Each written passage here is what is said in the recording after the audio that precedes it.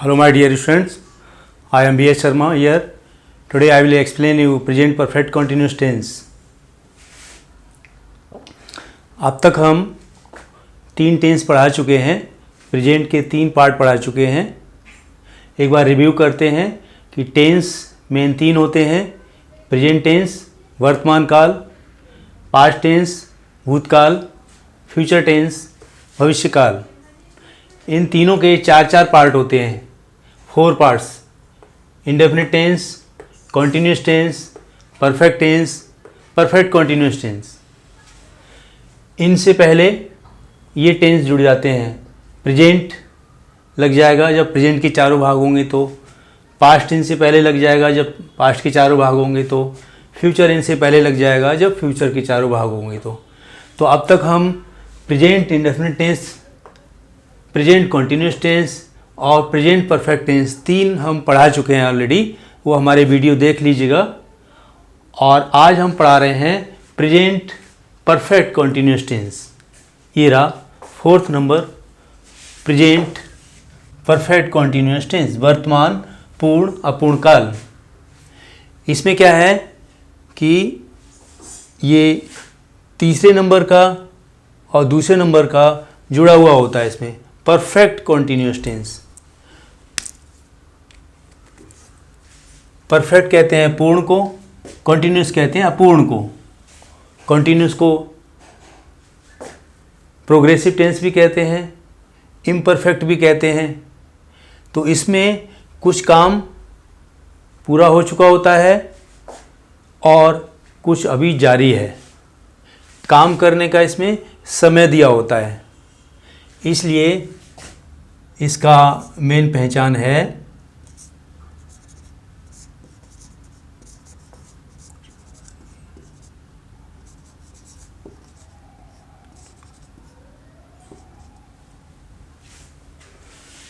कुछ कार्य पूर्ण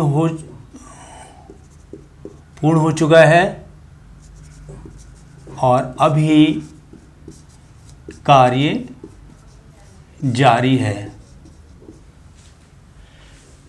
हर टेंस की एक सेंटेंस फ्रेमिंग की पहचान होती है, इसमें हेल्पिंग वर्ब दी रहती है.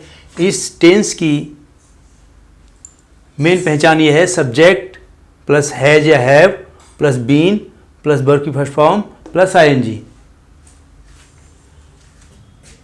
ये आपको सेंटेंस फ्रेमिंग में मिलेगा. और ये कुछ कार्य पूर्ण हो चुका है और अभी कार्य जारी है. इसके अलावा since plus point of time, for plus period of time, जो समय दिया होता है काम करने का, उसके लिए अगर समय का नाम है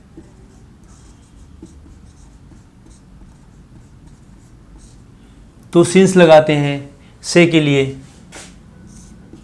सिंस मीन्स से और फॉर मीन्स से. अगर समय की संख्या दी हुई है, अगर समय की संख्या दी हुई है तो उससे पहले फॉर लगाते हैं. ये इनकी पहचान है मेन. हिंदी वाक्यों की पहचान: वाक्यों के अंत में से रहा है, से रही है, से रहे हो, से रहे हैं, से रहा हूं आदि शब्द. इंग्लिश के सेंटेंस की पहचान में यहाँ जो अभी देखा है, हैज या हैव मिलेगा प्लस बीन प्लस वर्ब की फर्स्ट फॉर्म में आईएनजी प्लस टाइम दिया हुआ होगा. इंग्लिश के सेंटेंस में अगर ये मिलता है तो समझ लो वो प्रेजेंट परफेक्ट कॉन्टिन्यूस टेंस का है. टाइम भी दिया हुआ होगा, हैज या हैव दिया हुआ होगा, बीन दी हुई होगी, वर्ब की फर्स्ट फॉर्म में आईएनजी दी होगी. उनकी हिंदी बनाते समय इनका प्रयोग करेंगे. हिंदी में ये सेंटेंस दिए हुए होंगे तो ये प्रयोग करेंगे. अभी हम पॉजिटिव सेंटेंस का फॉर्मूला यहाँ बताएंगे.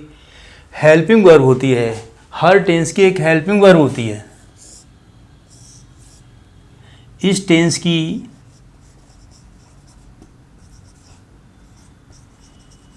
हेल्पिंग वर्ब है हैज, बीन, या हैव बीन। हर टेंस की एक हेल्पिंग वर्ब होती है। इस टेंस की हेल्पिंग वर्ब है हैज बीन या हैव बीन। जैसे इससे पहले वाले टेंस की मीन्स परफेक्ट टेंस की जो पहचान थी केवल हैज या हैव हेल्पिंग वर्ब के रूप में थी।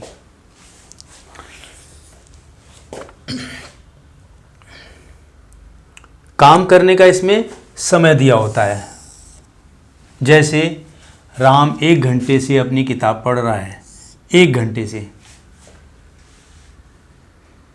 काम करने का समय दिया हुआ है 1 घंटे से। 1 घंटा पूरा हो चुका है और पता नहीं कितना समय लगेगा, तो ये इसकी पहचान होती है। Rules of sentence formation. अब सेंटेंस फॉर्मेशन के रूल्स। पॉजिटिव सेंटेंस 4 भागों में बांटते हैं। टेंस को 4 प्रकार के सेंटेंस बनाते हैं। पॉजिटिव सेंटेंस, सकारात्मक वाक्य, स्वीकारात्मक वाक्य भी कहते हैं इनको, इसमें हाँ दिया होता है, काम करने के लिए कहा जाता है। दूसरा निगेटिव सेंटेंस, नकारात्मक, जिसमें ना दिया होता है। तीसरा इंट्रोगेटिव सेंटेंस, जिसमें प्रश्न पूछा जाता है। और फोर्थ वन इंट्रोगेटिव निगेटिव, प्रश्नवाचक नकारात्मक, जिसमें प्रश्न भी पूछा जाता है और ना भी होता है। तो उनमें पहले क्रम में पॉजिटिव सेंटेंस। बहुत सरल रूल होता है, एक ही रूल होता है, उसी को एग्जाम्पल्स में एक्सप्लेन किया गया है। डरने की, घबराने की कोई आवश्यकता नहीं है। हर टेंस का एक छोटा सा फॉर्मूला होता है। अगर एक टेंस भी सीख लिया, प्रेजेंट इंडेफिनिट टेंस भी सीख लिया, तो उसकी सहायता से बाकी बचे हुए सब 11 टेंस अच्छी तरह से समझ जाएंगे। उसी क्रम में यदि प्रेजेंट टेंस के 4 भाग अच्छी तरह से समझ में आ गए, तो इसके भी 4 भाग समझ में आ जाएंगे, इसके भी 4 भाग समझ में आ जाएंगे, क्योंकि थोड़ा सा उसकी हेल्पिंग वर्ब में चेंज होता है। बाकी सब का थोड़ा थोड़ा परिवर्तन करके बनाने के नियम होते हैं, बड़े आसानी से बन जाते हैं। पहला है पॉजिटिव सेंटेंस, सकारात्मक वाक्य। सकारात्मक वाक्य में सब्जेक्ट होगा प्लस हैज बीन या हैव बीन दी हुई होगी। इसमें से एक होगा, सिंगुलर सब्जेक्ट होगा तो हैज बीन होगा, प्लूरल सब्जेक्ट होगा तो हैव बीन होगा। वर्ब की फर्स्ट फॉर्म में ING plus object plus since या फॉर, इनमें से एक आएगा, प्लस टाइम। जहाँ समय का नाम दिया हुआ है वहाँ सिंस आएगा, जहाँ समय की संख्या दी हुई है वहाँ फॉर आएगा। अभी हम और एक्सप्लेन करेंगे सिंस और फॉर को। जैसे राम 1 घंटे से अपनी किताब पढ़ रहा है, यहाँ जो बताया था राम 1 घंटे से अपनी किताब पढ़ रहा है, ये पॉजिटिव सेंटेंस है। तो राम सब्जेक्ट हो गया, हैज बीन हेल्पिंग वर्ब हो गई, सिंगुलर सब्जेक्ट है राम इसलिए हैज बीन आ गया। ये मेन वर्ब हो गई रीडिंग, वर्ब की फर्स्ट फॉर्म में आईएनजी। हिज बुक ऑब्जेक्ट हो गया प्लस फॉर या सिंस और 1 आवर। 1 घंटा है, 1 घंटे से तो फॉर आ गया। अगर 1 बजे से होता तो समय का नाम हो जाता तो सिंस हो जाता। 1 दिन से होता तो भी फॉर है, पिछले दिन से तो सिंस आ जाता। सिंगुलर सब्जेक्ट या सिंगुलर प्रोनाउन होता है। सिंगुलर सब्जेक्ट में कोई किसी का एक नाम होगा, या सिंगुलर प्रोनाउन में ही, शी, इट, ये सिंगुलर प्रोनाउन है। उनके साथ हैज बीन आता है और आगे का वही फार्मूला लगा के सेंटेंस बना देते हैं। प्लूरल सब्जेक्ट होता है। प्लूरल सब्जेक्ट में 2 नाम होंगे या 2 से ज़्यादा होंगे, या फिर प्लूरल प्रोनाउन होगा, जैसे आई, वी, यू, दे, ये प्लूरल प्रोनाउन है। तो इनके साथ में हैव बीन लगेगा और वही सेंटेंस फॉर्मेशन का जो रूल है यही लगेगा। मेन रूल यही है जो यहाँ पर भी डिफाइन किया गया है, यहाँ पर भी उसी की पहचान है। मेन यहाँ पर पूरा का पूरा ये दिया हुआ है, सब्जेक्ट, उसके बाद हैज बीन या हैव बीन, वर्ब की फर्स्ट फॉर्म में ING plus object plus since या फॉर प्लस टाइम। अब ये समय के नाम से पहले सिंस, तथा समय की संख्या से पहले फॉर। अब जैसे सिंस,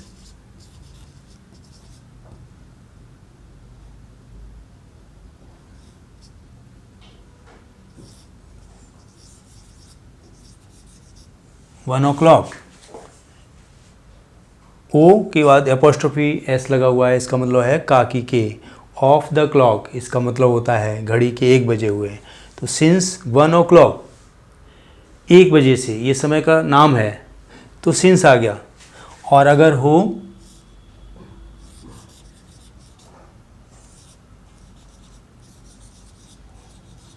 फॉर 1 आवर, 1 घंटे से, तो ये समय की संख्या हो गई, तो फॉर आ जाएगा। तो सिंस और फॉर लगाने का ये रूल है। एक बार फिर से प्रेजेंट परफेक्ट कंटिन्यूअस टेंस में सिंस या फॉर का प्रयोग होता है समय की नाम और संख्या के आधार पर। मेन इसका ये पहचान है, सब्जेक्ट के बाद में हैज या have plus been plus verb की फर्स्ट फॉर्म में आईएनजी, इसी को यहाँ डिफाइन किया है। पॉजिटिव सेंटेंस में यह सब्जेक्ट प्लस हैज बीन या हैव बीन प्लस वर्ब की फर्स्ट फॉर्म में आईएनजी, ऑब्जेक्ट प्लस सिंस या फॉर प्लस टाइम। ये हिंदी की वाक्यों की पहचान है, ये इंग्लिश के सेंटेंस में मिलेगा, इससे पहचान सकते हैं। ये एग्जाम्पल दिया हुआ है, एग्जाम्पल से अच्छी तरह से समझ में आ जाता है कि इस फॉर्मूला को कैसे हम यूज करेंगे। तो सरल है, पहचान के आधार पर हिंदी इंग्लिश के सेंटेंस को समझते हुए जो रूल है उसको अप्लाई कर देंगे, कितना भी बड़ा वाक्य हो वो बनता चला जाएगा। Subject plus helping verb plus main verb plus object plus since या फॉर प्लस टाइम। सब्जेक्ट क्या है? सब्जेक्ट की जगह नाउन आ सकता है या प्रोनाउन आ सकता है। नाउन क्या है? Noun is the name of a person, place और थिंग। किसी वस्तु का, जगह का, किसी व्यक्ति का कोई नाम हो सकता है। Pronoun is a word which is used in place of noun. Noun की जगह जो शब्द प्रयोग किए जाते हैं वो प्रोनाउन होंगे। तो सब्जेक्ट की जगह नाउन रखा होगा या प्रोनाउन रखा होगा। फिर हेल्पिंग वर्ब सहायक क्रिया होगी। इस टेंस की सहायक क्रिया हैज़ बीन या हैव बीन। सिंगुलर सब्जेक्ट के साथ में हैज़ बीन, प्लूरल सब्जेक्ट के साथ में हैव बीन। मेन वर्ब मुख्य क्रिया जिसकी फर्स्ट सेकंड थर्ड फॉर्म चलती हैं। मुख्य क्रिया क्या है? एक्शन। वर्ब की फर्स्ट फॉर्म में आईएनजी। ऑब्जेक्ट क्या है? विच रिसीव्स एक्शन, जो क्रिया का एक्शन रिसीव करता है, जो कुछ प्राप्त करता है, या फिर कर्ता जिसको कुछ देता है, करता है। फिर सिंस या फॉर टाइम के अनुसार समय का नाम दिया होगा। तो सिंस, यहाँ जैसे सिंस 1990 ये समय का नाम है, कोई ईयर है, कोई डेट है, सिंस आ गया। फॉर 10 ईयर्स, 10 सालों से, यहाँ पर सालों की संख्या दी हुई है तो यहाँ पे फॉर आ गया, संख्या के लिए 10 वो फॉर। और सिंस लास्ट मंथ, पिछले महीने से, तो पिछले महीने से के लिए सिंस आ गया। ये समय का नाम है, महीना, पिछला महीने का नाम है, संख्या नहीं है। फॉर 2 मंथ्स, 2 महीने से, 2 महीने फॉर लगा हुआ है, 2 महीने की संख्या है। तो इसमें से सिंस या फॉर लगा देंगे, फिर टाइम लगा देंगे। एक प्लूरल का एग्जाम्पल है, बच्चे 2 बजे से कक्षा में अपनी किताबें पढ़ रहे हैं। Children have been reading their books since 2 o'clock in the class. ये सब्जेक्ट हो गया चिल्ड्रन, ये हेल्पिंग वर्ब हो गई, मेन वर्ब हो गई, देयर बुक्स ऑब्जेक्ट हो गया। इस क्रम से सिंस या फॉर में से फिर टाइम और अन्य इन द क्लास, और कुछ रह गया वो लास्ट में रख देंगे। निगेटिव सेंटेंस में वही रूल है, कोई अंतर नहीं है, बस इसमें नॉट जुड़ जाना है।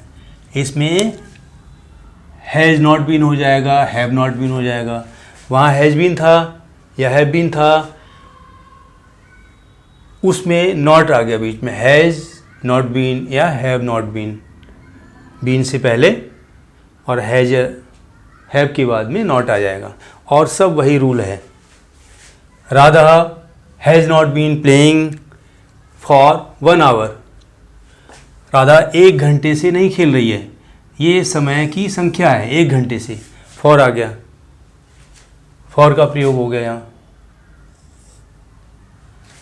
इंट्रोगेटिव सेंटेंस में हैज़ या हैव सब्जेक्ट से पहले आ जाता है। हेल्पिंग वर्ब में जो हेल्पिंग वर्ब है सब्जेक्ट को उसके बाद में रखते हैं, हेल्पिंग वर्ब सब्जेक्ट से पहले रख देते हैं, और बाद में बीन, और सब वही रूल है पूरा का पूरा। बिल्कुल घबराने की आवश्यकता नहीं है। और क्वेश्चन वर्ड क्या है? क्वेश्चन वर्ड ये दिए हुए हैं यहाँ पर। अगर क्वेश्चन वर्ड आते हैं तो क्वेश्चन वर्ड सबसे पहले आ जाता है, फिर हैज या हैव सब्जेक्ट के अनुसार प्लस सब्जेक्ट, और सब्जेक्ट के बाद में बीन। बाकी सब वही रूल है। बस इसमें क्या है, इंट्रोगेटिव में ये हेल्पिंग वर्ब सब्जेक्ट से पहले आ जाती है, हैज या हैव। अगर क्वेश्चन वर्ड है तो वो हैज हैव से भी पहले आ जाएगा, और हैज हैव के बाद में सब्जेक्ट, और बाद में वही सब रूल है बीन और सब। इनको डबल इंट्रोगेटिव सेंटेंस कहते हैं, जिसमें ये क्वेश्चन वर्ड दिए रहते हैं। क्या अध्यापक पिछली साल से इस स्कूल में पढ़ा रहा है? अब ये क्या अगर वाक्य शुरू में आता है तो उसकी इंग्लिश अलग से नहीं लगाते हैं, वही हेल्पिंग वर्ब लगा देते हैं। द टीचर के आधार पर हैज हेल्पिंग वर्ब सबसे पहले आ जाएगी। इसी का मतलब क्या हो जाएगा, ये हेल्पिंग वर्ब है, सब्जेक्ट है, और बाद में बीन और सब। अगर क्या वाक्य के बीच में आए तो वो क्वेश्चन वर्ड बन जाएगा। जैसे अध्यापक पिछली साल से इस स्कूल में क्या पढ़ा रहा है, तो उस क्या की इंग्लिश व्हाट रखेंगे, तब यहाँ पे व्हाट आ जाता है। What has the teacher been teaching in the school. अगर डबल इंट्रोगेटिव होता है तो ये हैज हैव से पहले आ जाता है। वो जैसे यहाँ पर है, तुम 2 दिन से स्कूल क्यों आ रहे हो? तुम 2 दिन से स्कूल क्यों आ रहे हो? तो वाई, क्वेश्चन वर्ड आ गया वाई। फिर helping verb have you been coming to school for 2 days, 2 दिन से।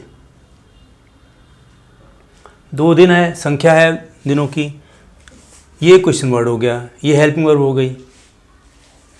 क्वेश्चन वर्ड्स ये दिए हुए हैं। अगर क्वेश्चन वर्ड्स आते हैं तो इन्हीं में से होते हैं और बन जाते हैं, जैसे हाउ मेनी, कितने दिन, how many children, how many days, इस तरह से और बन जाते हैं इन्हीं प्रश्नवाचक शब्दों से। मेन यही है, अगर ये होते हैं तो शुरू में लगा देते हैं why, when, where, how many, how, जो भी हो इस तरह से। फिर हेल्पिंग वर्ब, सब्जेक्ट या प्रोनाउन, फिर बीन, और आगे जैसा का तैसा। इस तरह से ये अब तक पॉजिटिव हुआ, नेगेटिव हुआ, 3rd नंबर पर इंट्रोगेटिव, और 4th नंबर पर इन दोनों को मिला देते हैं तो इंट्रोगेटिव नेगेटिव हो जाता है। प्रश्न भी पूछा जाता है, ना भी होता है। बस इन्हीं नियमों में से थोड़ा इधर उधर करके, नियम एक ही है, वही है जो पॉजिटिव का चला आ रहा है। Next, interrogative negative sentence, 4th part. Interrogative और नेगेटिव दोनों मिला हुआ है इसमें। प्रश्नवाचक नकारात्मक वाक्य, प्रश्न भी पूछा गया है और नहीं भी होगा, कुछ नहीं है, वही रूल है, उसी में थोड़ा मॉडिफिकेशन है। इसमें क्वेश्चन वर्ड अगर होगा तो क्वेश्चन वर्ड पहले रख देंगे। अगर क्वेश्चन वर्ड नहीं होगा, क्या से शुरू हो रहा होगा वाक्य, तो हैज या हैव बीन, हैज या हैव सब्जेक्ट से पहले, और नॉट बीन करता सब्जेक्ट से बाद में। सब्जेक्ट से पहले हेल्पिंग वर्ब हैज या हैव आ जाएगी अकॉर्डिंग टू सब्जेक्ट, और नॉट बीन सब्जेक्ट के बाद में आती है। क्वेश्चन वर्ड होगा तो शुरू में आ जाएगा, नहीं होगा तो हैज हैव से शुरू होगा। बाद में वर्ब की फर्स्ट फॉर्म में ING plus object plus since या फॉर प्लस टाइम, वही रूल है। बस इसमें सब्जेक्ट से पहले हेल्पिंग वर्ब हैज या हैव आ गई है। अगर क्वेश्चन वर्ड है तो वो और शुरू में आ जाएगा सबसे पहले, और यहाँ बीन से पहले नॉट आ गया, नॉट बीन आ गया। रूल वही है जो पॉजिटिव में पड़ा हुआ है। जैसे वे 2 बजे से स्कूल क्यों नहीं जा रहे हैं, ये क्वेश्चन वर्ड आ गया। ये क्या है, क्वेश्चन वर्ड है, तो इसको सबसे पहले रख देंगे वाई। ये क्वेश्चन वर्ब सबसे पहले आ गया। फिर हेल्पिंग वर्ब, ये हेल्पिंग वर्ब है। और फिर ये दे प्रोनाउन है, सब्जेक्ट की जगह नॉट बीन आ गया। फिर गोइंग मेन वर्ब में फर्स्ट फॉर्म में ING plus object sincere for 2 o'clock। क्या तुम्हारा भाई 2 घंटे से नहीं लिख रहा है? तो ये जो क्या है, क्या की इंग्लिश अलग से नहीं आएगी, क्योंकि क्या ये वाक्य शुरू में लगा हुआ है, तो शुरू में लगे हुए क्या की वही हेल्पिंग वर्ब आ जाती है, has. Your brother singular subject है, इसलिए हैज पहले आ गया, नॉट बीन बाद में आ गया, और राइटिंग मेन वर्ब में आईएनजी, आगे सब वही रूल है। For 2 hours। तुम्हारा भाई 2 घंटे से क्या नहीं लिख रहा है, सेंटेंस वही है, ये क्या वाक्य के बीच में आ गया। अब ये जब क्या वाक्य के बीच में आ जाता है हिंदी के वाक्य में, तो उसकी इंग्लिश व्हाट लगती है, इसीलिए हमने उसी सेंटेंस को यहाँ पर बनाया हुआ है, अच्छी तरह समझ में आ जाए। यहाँ पर ये व्हाट लगेगा, क्या की इंग्लिश ये व्हाट आ गई। फिर ये हैज, हेल्पिंग वर्ब। अगर क्या शुरू में है तो हैज से शुरू करेंगे, अगर क्या वाक्य के बीच में है तो व्हाट, हैज। फिर your brother not been writing for 2 hours। Uses of present perfect continuous tense, ये 4 पार्ट यहाँ समाप्त होते हैं। Positive, negative, interrogative, interrogative, negative. अब इसके प्रयोग कहाँ कहाँ होते हैं प्रेजेंट परफेक्ट कंटिन्यूअस टेंस के, कहाँ कहाँ प्रयोग करते हैं? It is used for an action which began at some time in the past. ऐसे काम के लिए जो पास्ट में किसी समय पर शुरू हुआ हो, एंड स्टिल गोइंग ऑन, और अब भी चल रहा है। जैसे ही has been playing for 2 hours, वह 2 घंटे से खेल रहा है। पास्ट में इसका काम शुरू हुआ है, 2 घंटे पहले से खेलना शुरू किया है और अभी भी खेल रहा है। एंड स्टिल प्लेइंग, पास्ट में काम शुरू हुआ है और अभी भी काम चल रहा है। I have been teaching English since 2015, मैं 2015 से इंग्लिश पढ़ा रहा हूँ। और एंड स्टिल टीचिंग, और अभी भी पढ़ा रहा हूँ। पास्ट में काम शुरू हुआ है और अभी भी चल रहा है, कुछ काम पूरा हो गया है और अभी भी काम चल रहा है। दूसरा, it is used for an action already finished. ऐसे काम के लिए भी इसका प्रयोग हो जाता है जो पहले ही काम समाप्त हो गया है, अभी काम समाप्त हुआ है।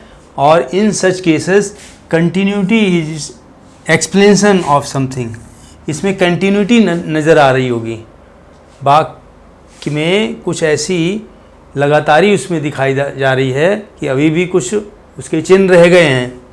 काम जो चल रहा था वो फिनिश ज़रूर हो गया है, उसका प्रभाव अभी भी बाकी है। जैसे why are your cloth so wet, आपके कपड़े इतने गीले क्यों हैं? इसका आंसर दिया हुआ है, I have been watering in the garden, मैं बगीचे में पानी दे रहा हूँ।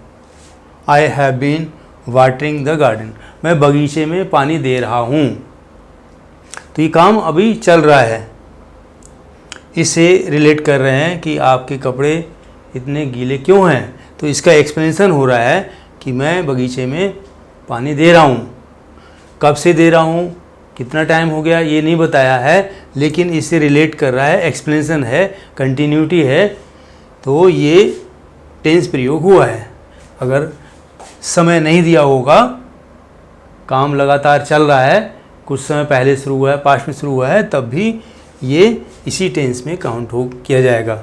दे have been playing all the time, पूरे समय से वो खेल रहे हैं। She has been working all day, पूरे दिन से वो काम कर रही है। यहाँ समय दिया हुआ all day, all the time, और ऊपर यहाँ पर इंडिकेशन दिया हुआ है कि अभी भी काम चल रहा है। यहाँ नहीं दिया हुआ है टाइम, तो भी इसी में काउंट किया जाएगा। डियर स्टूडेंट्स, आज हमने आपको समझाया प्रेजेंट परफेक्ट कंटिन्यूअस टेंस, जिसमें कुछ काम पूरा हो चुका होता है और अभी भी काम चल रहा होता है। ये है 4th part of present tense. Main 3 tense होते हैं, प्रेजेंट, पर पास्ट और फ्यूचर। तो प्रेजेंट के 4 भाग जो होते हैं, आज हमने चौथा भाग ये फिनिश किया हुआ है। इससे पहले हमने 3 वीडियो और बनाए हैं, present indefinite, present continuous, present perfect, उनको भी देख लें। और चौथा ये, तो इन चारों को कई बार प्ले करके देख लें, जिससे कि ये पूरे दिमाग में भर जाएंगे। और ये 4 टेंस तैयार होते ही पास्ट के चारों, फ्यूचर के चारों बहुत अच्छी तरह से समझ में आ जाएंगे। कंपेयर करते हुए सब आप याद कर सकते हैं। मैंने टेंसेस को एक्सप्लेन करने की बहुत कोशिश की है। मुझे उम्मीद है कि आपकी समझ में आएगा, और अगर आपके समझ में आता है तो मेरे चैनल को सब्सक्राइब कीजिएगा, अपने दोस्तों में शेयर कीजिएगा, और अपने दोस्तों का भी भला कीजिएगा। फिर मिलते हैं किसी अन्य वीडियो में नेक्स्ट टेंस के साथ में, that will be past indefinite tense. Thanks.